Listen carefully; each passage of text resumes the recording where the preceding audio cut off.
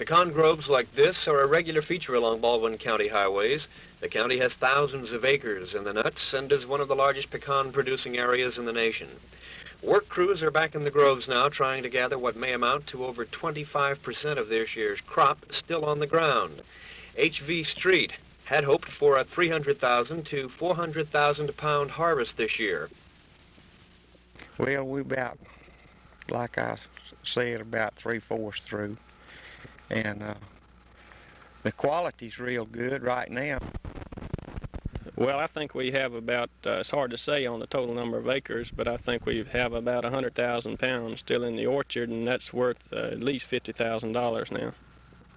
Many of these trees had already experienced shaking, and not all could be, but with the high winds and heavy rains last weekend and earlier this week, there is some question as to whether or not what is left can be brought in by farmers.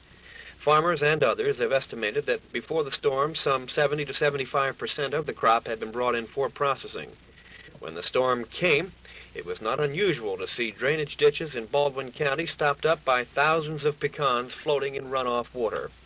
Farmers are trying to take it all in stride, but they're having a difficult time making ends meet there.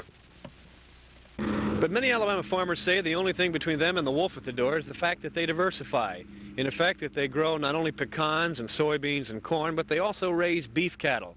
And thereby, if they lose it on one crop, they hope to make it back on another, and thus break even, keeping their heads above water.